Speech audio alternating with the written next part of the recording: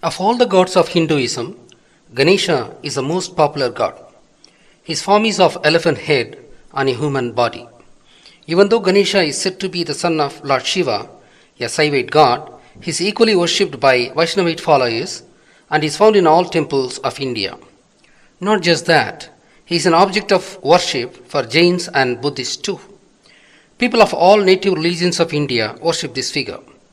As a deity of Buddhism, Jainism and Hinduism, Vinayaka has a following in about 40 countries around the globe.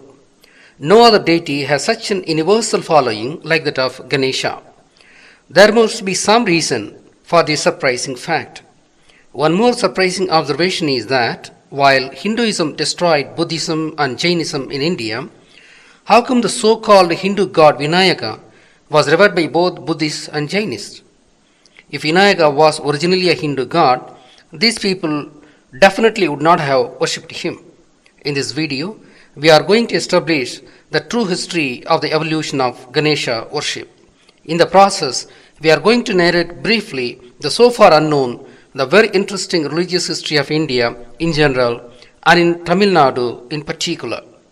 Being a huge subject, even the brief narration might be a little longer, and we request you to stay with us and you would definitely be rewarded. Hindu version of how Ganesha came into being, a very ugly anecdote, that is out of Parvati's body dirt, is not even worth mentioning.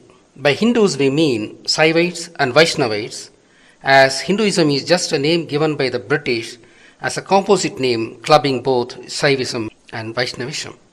While Muruga was an ancient god known for several thousand years, how come the Ganesha, who in his form known today is fairly recent compared to Muruga, was inducted into Saivism around 7th century as an elder brother of Muruga? Moreover, Ganesha is often described as primary and wholesome god. These two observations infer that Ganesha was inducted into Saivism in the 7th century, while he was an identity of a belief system absorbed by the people of South India widely since ancient times, probably even before Muruga worship started. This is actually the truth. Let us now frame the first set of questions regarding Vinayaka. 1. While Muruga was an ancient god, how come the 7th century inducted Ganesha was made an elder brother of Muruga in Saivism? 2. Why is Ganesha worshipped as a common god among Hindus, Jains and Buddhists? 3. Why is Vinayaka the primary and wholesome god? In the process of finding the answers to the said questions, we shall take note of some facts on Vinayaka. We know about the Shankadakara Chaturthi, which is periodically observed both on the 4th day after full moon day and after no moon day. Chaturthi here means 4th day. Sankatahara means trouble solving. Sankatahara Chaturthi means trouble solving 4th day, which falls on every fortnight. Compare this with the people visiting doctors on designated days of the month who visits the place on those designated days. People do not visit any other Hindu deity for Sankata, and this department is exclusive. Hence, there should be something specific about Vinayaka about this fact. We shall come back to this topic after a while. Sankatam is a Tamil word which means putting together all the mountains in one's way, thus hindering one's progress. Sam means putting together, and Kadam means mountain in Tamil. One more observation we make is that at Uchipallayar Koil at Tiruchirappalli in Tamil Nadu, there is also a Samana school just below the Vinayaka temple. The Samana schools are often called Jaina schools, which is atrociously wrong, and it would be realized so as we proceed in this video. Hence, we shall surmise a connection between Vinayaka and Samana saints. The oldest Vinayaka temple of the world is the Karaikudi Karpaga Vinayaka temple. Karpaga means carved out of a hillock. The fact that it is the oldest temple of the world is obvious from the signature of the sculptor, which is shown here. The style of Tamil writing is attributed to a period from 500 BCE to 500 AD. Hence, the age of the statue could well be from before Christian era. It shall be ascertained from one more evidence at hand. A Samana cave is situated near Dusi Mamandur. Within a couple of kilometers from that place and near Perunagar village, there is a stone circle. In one of the stones of the stone circle, a Proto-Vinayaka image is engraved. Stone circles are places where highly respected individuals, in this case Siddhars of ancient times, were buried. Hence, Ganesha is engraved as it represents a Siddha who was buried here. We do not know the age of this stone circle. It could well be many 1,000 years old. Vadabi Vinayaka was brought to Tamil Nadu by Siru Tondar only during 7th century, and hence Karaikudi Vinayaka is the first worshipped Vinayaka not only of Tamil Nadu but also of the world. Karaikudi Vinayaka temple is being maintained by Tamil merchant community since ancient times. The second ancient Vinayaka being the one at Gades near Kabul in Afghanistan. This place was on the Silk Route, and we want the viewer to keep this information in his mind. This is a standing Vinayaka and is called Maha Vinayaka. One more additional info to keep in mind is that Karaikudi is a Nagarathar land who continued to be a merchant community of Tamil land since ancient times. These Nagarathars did overseas trading with both east and west, as Tamil Nadu was situated on a commercially strategic sea route. This is very much so in ancient times, as the sea voyage was only through sailed ships, and hence Tamil Nadu was a trade hub connecting the east with the west. The fact that the world's first Vinayaka, the Karaikudi Karpaga Vinayaka, was created by Tamil merchant community called Nagarathar community and is maintained even today by them, and the second ancient one is found on the Silk Route near Kabul in Afghanistan, have a connection with the evolution of Vinayaka worship, and we shall come back to this later in this video. Near Karaikudi at Sithannavasal there is a Samana school again. Not only that, Gorakhpur Samana Siddha temple is also found on the hillock near Karaikudi Karpaga Vinayaka temple. These facts again prove the link between Vinayaka and Samana saints, and both together with the Nagarathar community. Near Karaikudi, there is also a mountain called Nagarathar Malai, popularly known as Nartha Malai, as a merchant community called Nagarathar built Samana schools by carving these skills. They also made stone beds in the natural caverns at nearby mountains like Alurti Malai. Hundreds of such Samana beds are found all around Tamil Nadu, especially near trade routes. One more observation is that during puja, the Sanskrit sloka is chanted Suklam Bradaram, which means, "O the white dressed." Only senior Samana saints wore white dress, and this fact too connects Vinayaka with Samana saints. We shall recapitulate the points made so far. Sanskrit sloka itself says that Vinayaka was dressed white. Vinayaka was related to trading community and the Silk Route. Vinayaka temples of ancient times are close to Samana schools. People visit Vinayaka temples every fortnight on Sankatakara Chaturthi, like patients visiting the visiting doctors. All the above questions can be answered if one knows that Vinayaka represents Siddhas, the Tamil saints, who were called Samanas. Siddhas are people of wisdom.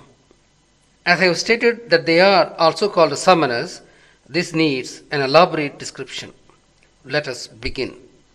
If we consider the times when fully developed modern men evolved, their numbers were very, very small. Not only that their numbers were very small, they had too many predators like snakes, carnivorous animals, etc. Moreover, they had to fight the nature like thunderstorms, forest fires, etc. Since mountains offered safe living abodes in the form of caves, the earliest people chose mountains as their living place. To defend themselves against natural calamities and their predators, they wanted to increase their numbers desperately. Since reproductive organs of humans were responsible for the birth of new individuals, and since many a woman and children died due to miscarriage and delivery related problems, people started worshipping the sex organs in order to have many and safe deliveries of new babies. That is how the Sivalinga worship started at a very, very distant times, probably 100,000 years ago itself. But in those times, no other philosophies were attached to Sivalingam. Along with worshipping snakes, fire, and storms, which were fearsome and threatened their very existence, those men also worshipped Sivalingam, which was a symbol created by them. As time progressed, man grew curious about his surroundings and the natural events. He had too many questions and he knew no answers. He started observing nature keenly and tried to reason for the natural occurrings. He observed the animals who were actually his senior cousins on earth. He observed how they treated their illness themselves by consuming herbals. This helped him to develop his own system of medicine. He started developing his own reasonings and developed new herbal medicines. He observed how animals attack. Based on the observations, he developed his own self-defense martial art. He observed variety of sounds in forests and mountains. He studied the sounds and that enabled him to make his own musical system and instruments like udukai and flute to start with. This way he developed a number of arts. Mountains enabled him to have a panoramic view of the skies. He studied the movements of planets, stars, sun, etc. This way he deciphered the pattern of movements and could predict natural occurrings. Naturally, for doing this, man required a dedicated life. Out of curiosity, he left his community and started living in forests and mountains, meditating, researching. He became an ascetic as he was preoccupied with his thoughts and hence his wants were very minimal. He could most of the time meet his food requirements from his surroundings. Occasionally he came to the nearby villages to meet his food requirements. As his knowledge grew, he developed rhyming poetry to record his observations. Rhyming poetry helped him to memorize and recall easily. This way he developed language also. Language development was also one of the faculties of his research. To propagate and further the knowledge, he took students who could live with him and learn. The students also lived the life of an ascetic. This led to the Gurukula-like learning system evolving. Periodically, these people visited the nearby villages and helped them solve their problems with the wisdom gathered by these ascetics themselves. Hence, these ascetics developed respect among people. The people started depending on these ascetics for remedies for the problems they were facing in life. These ascetics did not collect any fees from the people for the services rendered by them, and this made them endeared to the population. These ascetics went to these people only for occasional needs of food, and that was in the way of begging. These people were called Siddhars. Siddham, a Tamil word, means wisdom in English. The narration we have given so far is the way of life of Tamil Siddhas, as Tamil civilization is the earliest civilization of the world. If you have any problem in accepting this fact, you shall accept this as a hypothesis and decide for yourself at the end of this video part.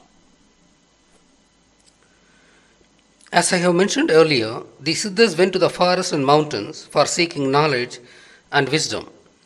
They did not take sainthood dissatisfied with human life, as is commonly believed.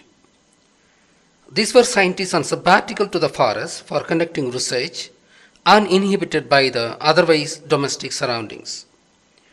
Only some of these ascetics went on to find the limits of yoga, and they attained Nirvana, that is, moksha. Nirvana means reaching a state that signifies the victory over the five senses. We shall describe more of it later. From what has been said so far, the Siddhars were masters of all trades and had solutions for the problems faced by common men. Hence, the Siddhars were visited by the people who had problems to seek remedies. The place where the people made these ascetics was called Aaseevaham. Etymology of Aaseevaham.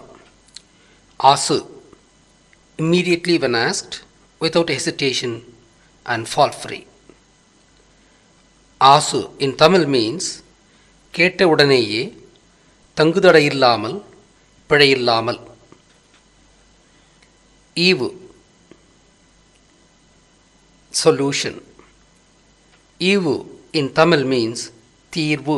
Thirvu means solution. Aham, place. Aham in Tamil means Idam. Aaseevaham means the place where one gets fault-free, immediate solution to one's problems.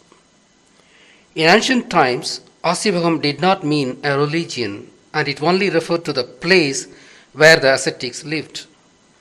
These places were often near mountains, as Siddhars lived in caves called Pari in Tamil. Tamil Nadu is full of such places, running into several hundreds. Many of these places were natural caverns, and some were made by the kings and merchants by chipping the hills.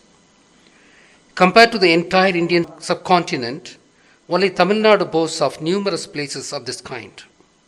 Moreover, in the north, the caverns were man-made and of later period. Moreover, the northern man-made Buddha and Jaina caverns are huge compared to Tamil Nadu ones.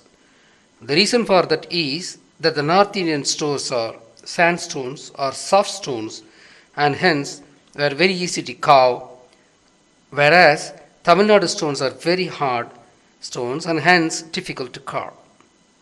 We said that the North Indian caverns are man-made and of much later period compared to those in Tamil Nadu, majority of which were natural and only smooth beds were made by the kings and merchants.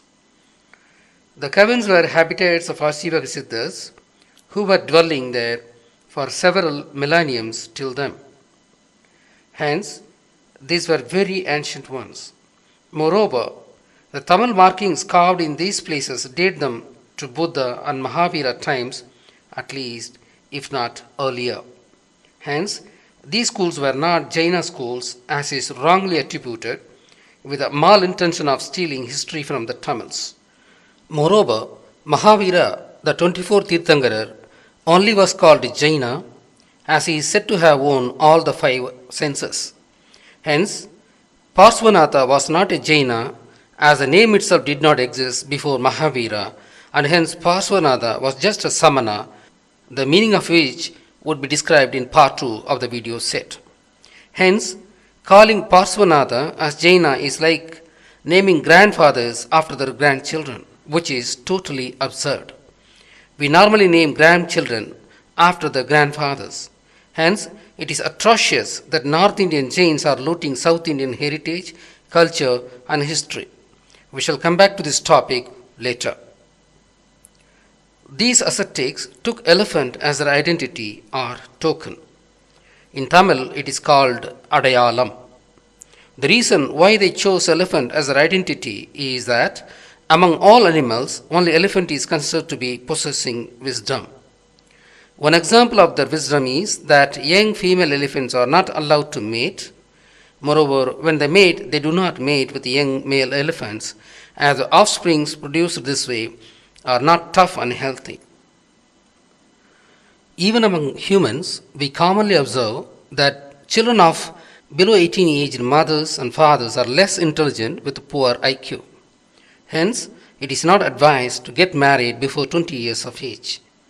Looks like elephants possess more wisdom than humans, probably because they are our senior cousins on earth. Of all animals, elephant is the most intelligent one. Of all the animals, only elephant is said to be most compassionate animal. The equivalent animal in water world is a dolphin, which possesses almost all special qualities of elephant. One more interesting fact attaches elephants to Siddhas. The Siddhas are yogis who are identified by their breathing practices. The nasal holes are very important part of the breathing. The elephant is the only animal which has such long nasal holes in the form of its trunk. There is one more reason why Tamil Siddhas consider elephant as their identity. That is the color concept of the Siddhas. We shall introduce the color concept first and then show how in this aspect also elephants fit with Siddhas' identity. The color concept of Siddhas. We have said earlier that the ascetics trained students in Gurukula method and imparted their knowledge to them.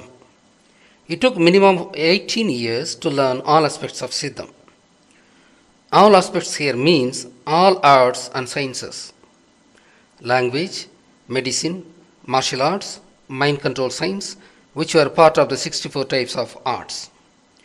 All these students were studying as a group in each of the hundreds of kavans.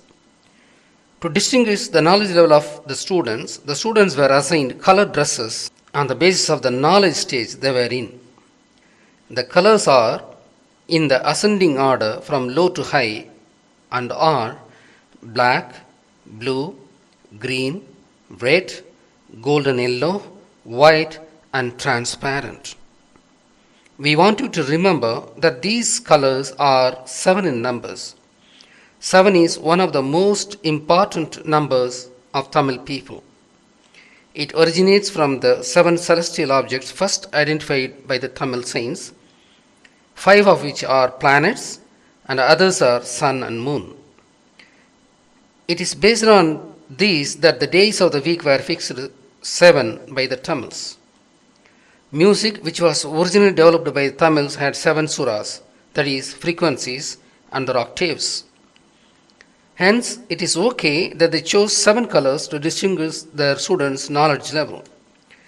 But our question is, why these colors? We know that man knew rainbow ever since he was born. That also has broadly 7 colors called Vibgya. If they just wanted some colors to distinguish the students, they could have used the rainbow colors. But they did not use the rainbow colors. They used black, blue, green, red, golden yellow, white and transparent in that order as the colors of distinction. The very choice of these colors reveal how thoughtful the Tamil Siddhas were. Black represents darkness and hence lack of wisdom. White represents enlightenment and hence wisdom. All the colors in between the two represents the natural sequence of seeing light from darkness, as the following video would show. I am surrounded by darkness. I can't see anything and I know nothing. I possess no wisdom. The color of the state is black. I am now seeing a ray of light. Yeah, the blue sky is unfolding in front of me. My vision is improving. My wisdom is improving. The color of this wisdom state is blue. Aided by this blue light, I am looking around. The greenery is unfolding. It is so soothing. The color of this wisdom state is green. The red sun is now rising and it is spreading red rays of light. Every object I see has a red tinge on it. The color corresponding to this wisdom level is red. The sun is shining golden yellow. It is spreading its yellow rays of light. The wisdom level of this state is golden yellow. Now the sun is shining bright white. The whole world is lightened. I am too enlightened. I can see everything in proper light. I now possess the highest wisdom. The color representing this state of wisdom is white. Tamil Siddhars classified these wisdom levels of humans from childhood to advanced ages into 6 stages and identified each of those stages with these colors. This is the color concept of Aaseevaham. The Samanapalli students' learning levels were identified by these colors, and they were wearing these color dresses too. The 7th stage is transparency, to stand for Siddhas who attained moksha, which is winning over all the 5 senses and hence are naked, which means they are wearing transparent clothing. The transparency, which is the 7th color, represents the attainment of Nirvana, that is mukti, a state where one has won over all the 5 senses, a state where one feels no pain nor explicit pleasure. This Nirvana state is represented by transparency. Not all the Siddhas reached this state, but only a select few. Except transparency, all the other colors are subdivided into 3 each, and hence total colors were 18. After reaching these 18 levels, one shall meditate to awaken the Kundalini to attain Nirvana. Just compare this number with the 18 steps of Ayyappa temple, and we shall come back to this later in the video. We said that the Nirvana state is identified as a state where one has won over all the 5 senses. In this state, the saint might see, but it would not have impact on his brain. He might hear, but it would not be registered in his brain. You can pinch him, but he would not feel the pain. He might smell, but he would not identify the smell. We shall put any substance in his mouth, but he would not feel the taste of it.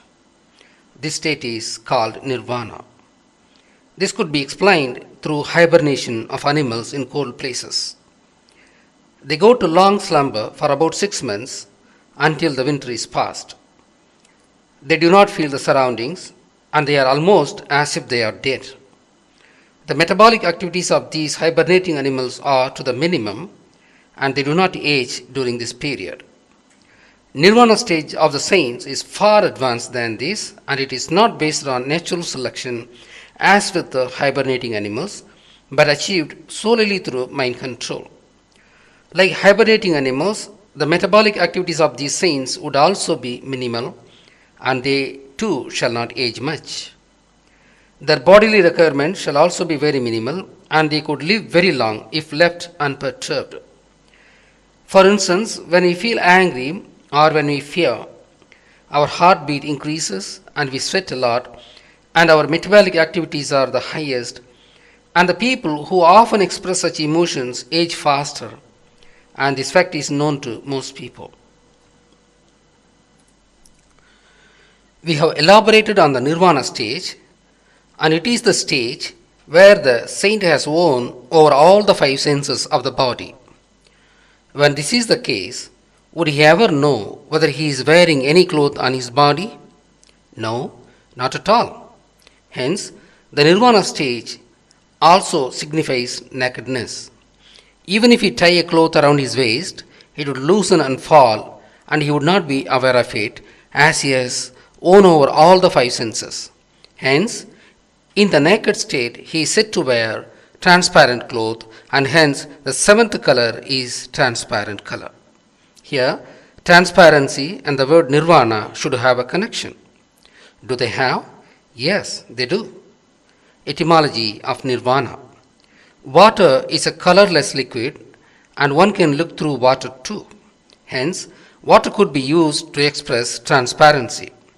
Water is called Neer in Tamil, color is called Vannam in Tamil, and hence Neer plus Vannam, Nirvana, Nirvana, Nirvana, Nirvana, Nirvana, Nirvana, Nirvana. Hence, Nirvana is a Tamil word which means naked and also means mukti state of a saint. There is varied accounts of Nirvana in literature pertaining to schools of various beliefs, and the slightly differing accounts are due mainly to the misconception of the original Tamil definition. Nirvana state's outward symptom is the ascetic's nakedness. In this naked state, he is said to wear the directions, that is, Tikku in Tamil, as his dress. Ambaram is dress in Tamil. Tikku plus Ambaram is equal to Thigambara. The sage who reached this stage is called Thigambara. When Thigambara sage is only the final stage of Samana saint, how can it be the name of a sect called Thigambara? The other sect is called Svedambara, meaning the white cloth sect, and this stage is only the penultimate stage of a Tamil Samanam, the original concept. These are the non-Tamil sects of Samanam. These arose because the northern people did not fully grasp the fundamental principles of the Tamil Aaseevaham saints who actually created the color concept. To substantiate the color concept of Aaseevaham, we shall discuss another interesting info regarding this matter. We have already said that the Aaseevaham Siddhars developed the 64 types of arts and sciences. We know that Bodhidharma from Kanchipuram in Tamil Nadu went to China and taught them the martial arts. We know that it is the martial art which flourished as Kung Fu, Karate, etc. among the eastern countries. We all know that the martial arts are using color identifiers. Their learning levels are marked by the color of their belts, where the starting color is white and the expert color is black. In between also, there are same or similar colors like that of Aaseevaham in reverse order, starting with white and followed by yellow, red, green, blue and ending with black. Since the martial art called Varmam is Tamil's art and it belonged to Aaseevaham Siddhars and went from Kanchipuram to China, the color concept also went from Tamil Nadu. In Aaseevaham, the beginner's color is black and the seniormost saint's color before Nirvana stage is white. Black here represents darkness and hence lack of wisdom, and white represents enlightenment and hence wisdom, as we have already stated. On the other hand, in Karate, the beginner's level is white, as the beginner is like a sadhu, and the ultimate stage is black, who is an expert fighter who symbolizes violence. Hence, the reverse order of color to indicate learning levels of martial arts as in Karate is as per the same definition as in Aaseevaham color scheme. This further proves the color concept and hence Aaseevaham birthplace is Tamil Nadu and hence Samanam spread from south to north and not otherwise, as is often stated with malintention. We shall provide more proofs later. We have already said that elephant as the identity of Siddhars tallies with the color concept of Aaseevaham. Indian elephant is born black. However, as it ages, the elephant's color changes to brown and finally grey when it dies after living its full quarter of life. Hence, intelligence, wisdom, compassion, long nostrils, skin color changing attributes of the elephant, which represent the color concept of Siddhars, made them to be used as a token or identity of the Siddhars. In this video, we had described the relationship between Samana saints and the merchants. We have also described the relationship between Vinayaka and the merchant community of Tamil Nadu called Nagarata. This is a triangular relationship between the three. We have also stated with reason why elephant was used as an identity of Aaseevaham saints and the color concept of Aaseevaham. We have also stated with reasoning that Aaseevaham Siddhars were creators of arts and several of such arts migrated to eastern and western countries. One such art called Karate, the martial art, went to eastern countries along with the color concept of Aaseevaham. In the next video, we shall show that the Aaseevaham Siddhars were called Samanar and would describe how Vinayaka and his worship evolved.